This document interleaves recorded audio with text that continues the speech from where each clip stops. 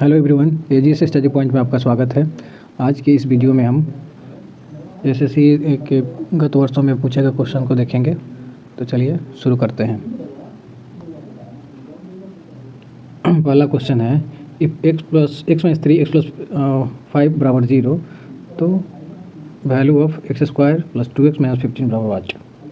चलिए, तो इसमें देखिए, यदि x माइनस 3 बराबर 0 है तो x का वैल्यू क्या होगा 3, और x प्लस 5 बराबर 0 है तो x का वैल्यू क्या हो जाएगा -5। तो हम ये पॉजिटिव वैल्यू के साथ आगे बढ़ेंगे।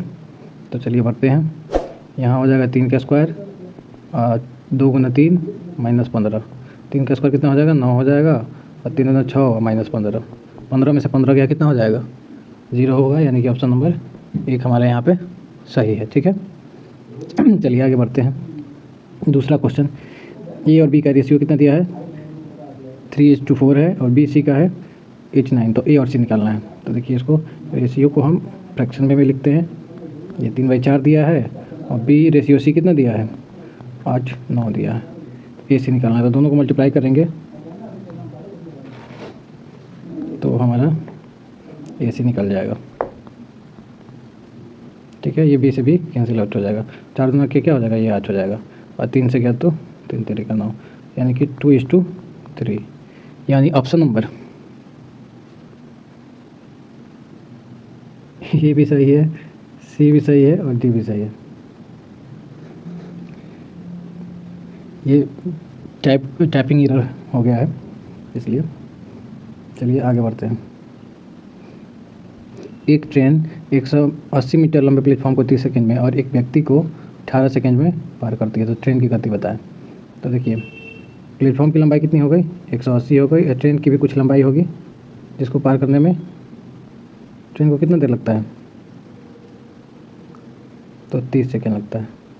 और खुद को पार करने में कितना लगता है, नहीं खुद को नहीं, क्या कर रहा है, व्यक्ति को। हाँ, तो व्यक्ति को पार करना मतलब खुद को पार करना। ठीक है, यहाँ पे व्यक्ति है और ये ट्रेन है, तो जब तक पूरा पार नहीं करेगी तब तक इसको क्या माना जाएगा कि ट्रेन जो है वो आदमी को पार नहीं किया।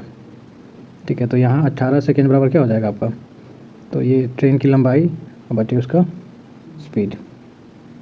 ठीक है, तो यहाँ देखिए, इसको बाई फर्केज करेंगे तो ये हो जाएगा 180/y प्लस x/y, और x/y का वैल्यू यहाँ 18 रख दें तो ये हो जाएगा 30 बराबर 180/y प्लस 18। ये 18 जाएगा तो 12 हो जाएगा, 12 बराबर हो जाएगा 180/y। ये कट जाएगा, यानी कि 15 मीटर पर सेकंड आया। तो 15 मीटर पर सेकंड को हम किस में बदलेंगे, किलोमीटर पर आवर में बदलेंगे। तो 18/5 से गुना करेंगे तो ये किलोमीटर पर आवर में चला जाएगा। 18 तिया 54 किलोमीटर पर आवर, यानी कि ऑप्शन नंबर ए सही है। 4 नंबर क्वेश्चन कर रहा है, √x प्लस 1/√x का वैल्यू 3 है, तो x प्लस 1/x का वैल्यू निकालना है। स्क्वायर दोनों तरफ कर देंगे तो ये x हो जाएगा, ये x हो जाएगा, फिर 2ab इक्वल टू 3 का स्क्वायर कितना हो जाएगा 9 हो जाएगा। तो 9 में से ये 2 चला जाएगा, तो आंसर क्या होगा हमारा 7 होगा। ठीक है, समझ आया। आगे, इफ़ 3x माइनस 5y बराबर 7 एंड 2x प्लस y बराबर -4, तो फाइंड x एंड y। तो यहाँ देखिए, हम क्या करेंगे, किसी एक को इक्वल करेंगे, या तो x को करें या y को करें। तो हम y को इक्वल करने के लिए इक्वेशन 2 में कितना से गुना करेंगे 5 से। तो इसको लिखिए 3x माइनस 5y बराबर 7, और दूसरे में यदि 5 से गुना करते हैं तो यहाँ 10x। ठीक है, यहाँ प्लस का 5y और -4 में 5 से होगा तो माइनस का 20। तो चलिए कैंसिल आउट हो गया, ये 13x हो गया, और यहाँ हो गया -20 में से 7 गया तो -13। x का वैल्यू कितना आ जाएगा -1। अब x का वैल्यू -1 रखते हैं। चलिए इक्वेशन फर्स्ट में, तो 3 × -1 और -5y इक्वल टू 7 दिया है। ठीक है, तो ये 3 माइनस का -5y बराबर 7, तो माइनस का 5y बराबर कितना हो जाएगा 7 + 3, यानी कि 10। तो y का वैल्यू कितना हो जाएगा -2। तो x का वैल्यू कितना आया, x बराबर आया -1, और y बराबर कितना आया -2, जो कि ऑप्शन में नहीं है। ठीक है, चलिए आगे बढ़ते हैं। If 1/2 + 1/3 + 1/x = 1 then x = what। चलिए तो इसको क्या करेंगे, 1/x को इधर रखेंगे और 1 में से 1/2 और 1/3 माइनस कर लेंगे। यहाँ 1 है तो एलसीएम कितना हो जाएगा, 6 हो जाएगा। यहाँ 1 6 6 तो यहाँ 6 होगा, यहाँ 3 होगा और यहाँ 2 होगा, यानी कि 1/6। क्रॉस मल्टीप्लाई करेंगे तो x का वैल्यू कितना आ जाएगा, 6, यानी कि ऑप्शन नंबर सी सही। ठीक है, आगे बढ़ते हैं। एक नाव 10 किलोमीटर नीचे धारा में या कहिए तो धारा के अनुकूल 10 किलोमीटर धारा में 2 घंटे में और 6 किलोमीटर ऊपर धारा में, मतलब धारा के प्रतिकूल 6 किलोमीटर प्रतिकूल धारा में 2 घंटे में चलती है, तो स्थिर जल में उसकी गणना करें। तो जब नाव धारा की दिशा में जाएगी तो नाव का स्पीड और धारा का स्पीड दोनों इंक्लूड हो जाएगा। दूरी कितना है, 10/2 यानी कि 5 घंटा हो गया। ठीक है, तो x + y का वैल्यू कितना आया, 5 आया। और जब डाउन स्ट्रीम जा रहा है, मतलब धारा के विरुद्ध जा रहा है, तो x - y = 6 किलोमीटर जा रहा है 2 घंटे में, तो यहाँ हो जाएगा 6/2 यानी कि 3 हो जाएगा। ठीक है, तो स्थिर जल में नाव की गति निकालना है, तो ये इससे ये कैंसिल आउट हो गया, ये 2x बराबर कितना हो जाएगा, 8 हो गया, तो ये 2 से ये गया 4 बार में, तो नाव की गति कितनी हो जाएगी, 4 किलोमीटर/आवर। ये धारा पूछ लेता तो इसमें वैल्यू रखते 4, तो y का वैल्यू कितना आ जाता है, 1 आ जाता है, यानी कि धारा की गति 1 किलोमीटर/आवर होती है। ठीक है, चलिए अगला क्वेश्चन देखते हैं, 8 number question. A man purchase an article for 800 and sold it for 1000, find the profit %। तो प्रॉफिट किस पे निकलता है, सीपी पर। 800 में खरीदा और 1000 में बेच दिया, यानी 200 का प्रॉफिट हुआ, तो 200 × 100। अब प्रॉफिट किस पे निकलेगा, प्रॉफिट चाहे लॉस सब निकलता है सीपी पे। ये गया 4 बार में, और 4 से 100 कितना बार में जाएगा, 25 बार में, यानी कि 25% यहाँ पे हमारा आंसर होगा। ठीक है, चलिए आगे बढ़ते हैं। यहाँ दिया कि 6 संख्याओं का औसत कितना है, 20 है। यदि एक संख्या हटा दी जाए तो औसत 19 हो जाती है, तो संख्या ज्ञात करें। तो 20 गो का एवरेज कितना है, एवरेज है 6, तो योग कितना हो जाएगा, 20 × 120। 20 गो का नहीं, मतलब 6 संख्याओं का योग कितना है, इसको इरेज करने दीजिए। 6 संख्या का एवरेज है 20, तो योग कितना हो जाएगा, 120, मतलब 6 संख्याओं को जोड़ने पर 120 मिलेगा। फिर कह रहा है कि 1 हटा दिया जाए, तो 5 का एवरेज कितना है, 5 का एवरेज है आपका 19। ठीक है, तो ये पाँचों संख्या को जोड़ेंगे जब, तब कितना आएगा, 19 × 5 = 95, यानी कि छठा संख्या हमारा कितना होगा, 5 इधर 20 उधर 25 होगा, ऑप्शन नंबर ए। ठीक है, 10वां नंबर क्वेश्चन कर रहा है, if x + 1/x = 4 then x² + 1/x² क्या होगा। तो x + 1/x, ठीक है, 4 दिया है, तो ये दोनों तरफ स्क्वायर करेंगे तो x² 1/x² 2ab होगा। यहाँ हो जाएगा 4 का 16, ये कैंसिल आउट हो गया, 16 में से 2 चला गया तो कितना हो जाएगा, 16 - 2, तो ऑप्शन नंबर बी सही है, 14। ठीक है, चलिए आगे बढ़ते हैं। 5000 रुपये 10% की दर से 2 वर्षों में चक्रवृद्धि ब्याज और साधारण ब्याज का अंतर क्या होगा। तो देखिए फार्मूला होता है कि अंतर बराबर PR/100 का होल स्क्वायर। अमाउंट कितना दिया आपको, 5000 दिया है, रेट कितना है 10/100 का होल स्क्वायर। तो 1 0 से तो पहले 1 0 जाएगा, और 1/100 का होल स्क्वायर करेंगे तो 1/10 का होल स्क्वायर करेंगे तो 1/100 हो जाएगा। ये 2 0 से 2 0 चला गया, तो डिफरेंस कितना होगा आपका, 50 रुपये का। ठीक है, अगला क्वेश्चन देखते हैं, 12 नंबर क्वेश्चन। ये कह रहा है कि 2 संख्या 4 और 5 के अनुपात में है, उनका HCF कितना 6 है, तो संख्या ज्ञात करें। तो ये पहला नंबर मान लिए 4x और दूसरा हो गया 5x। तो HCF के लिए हम क्या देखते हैं, कॉमन देखते हैं, तो दोनों में क्या कॉमन है, x है, तो x का वैल्यू कितना आ गया 6, जो कि दिया हुआ है। तो ये पहला संख्या कितना हो जाएगा, 6 × 4 = 24, और दूसरा संख्या कितना हो जाएगा, 6 × 5 = 30, यानी कि ऑप्शन नंबर ए सही है। आगे बढ़ते हैं। साधारण ब्याज की एक राशि 10 और 100 में दोगुनी हो जाती है, तो ब्याज की दर ज्ञात करें। तो दोगुनी तब होगी जब मूलधन आपका कितना रहे, मूलधन 100 रहे, ठीक है, और उस पर आपको ब्याज भी कितना मिल जाए, 100 मिल जाए, यानी मिश्रधन आपका 200 होना चाहिए। ठीक है, तो यहाँ रेट निकाल लेना चलिएगा, तो रेट बराबर क्या होता है, ब्याज जो होता है वो × 100, और नीचे क्या होगा, मूलधन समय, तो समय 10%, ये 100 से 100 हो गया, 1 0 से 1 0 हो गया, यानी कि 10%। क्लियर है? चलिए आगे बढ़ते हैं।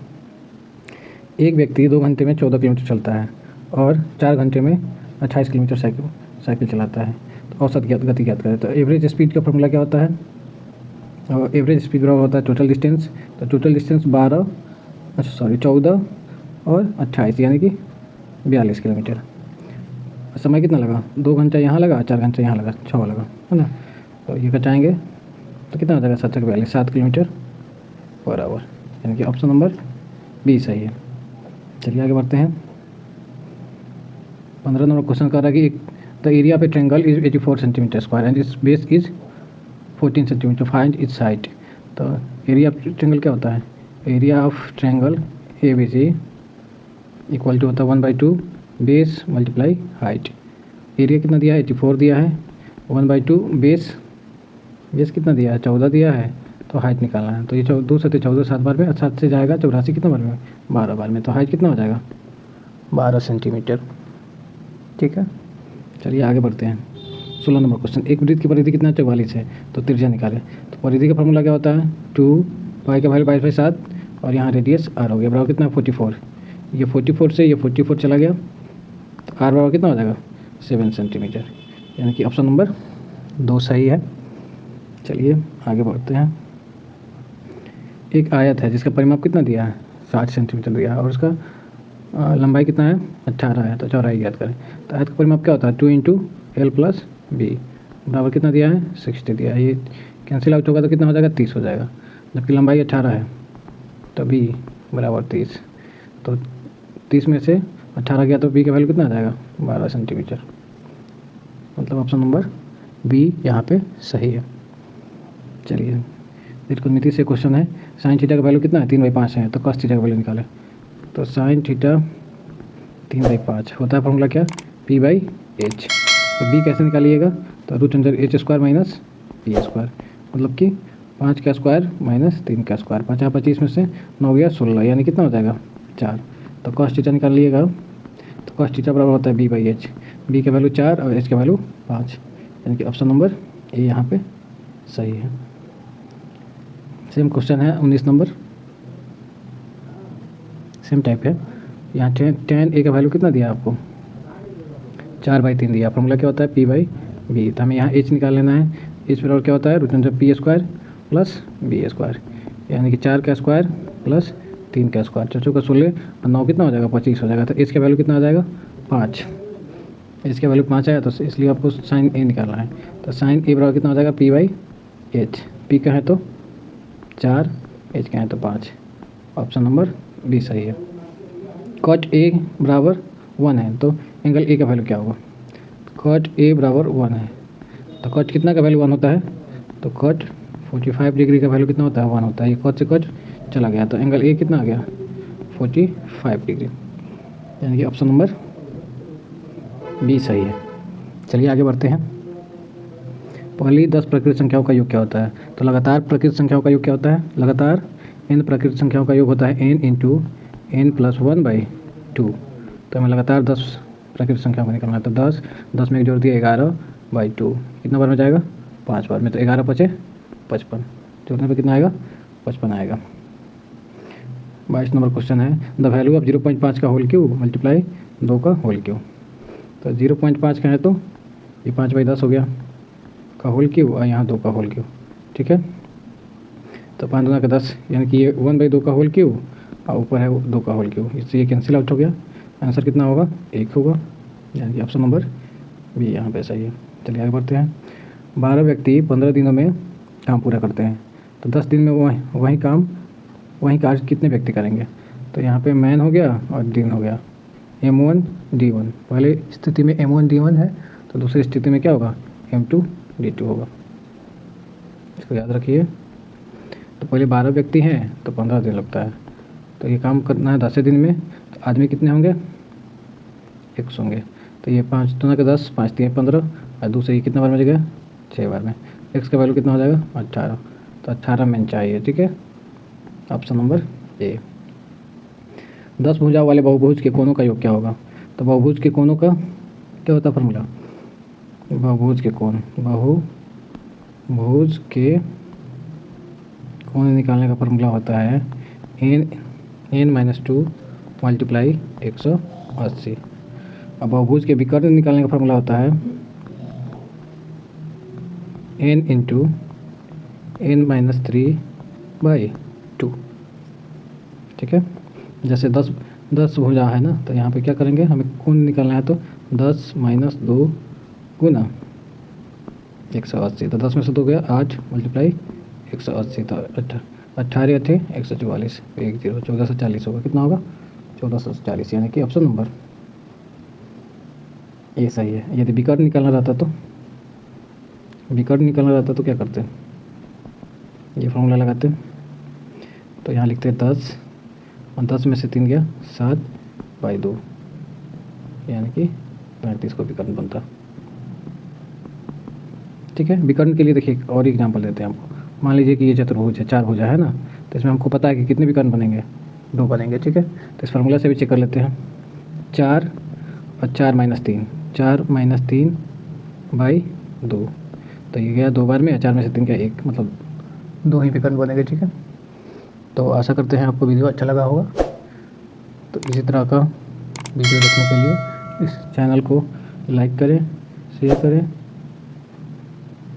और सब्सक्राइब भी करें।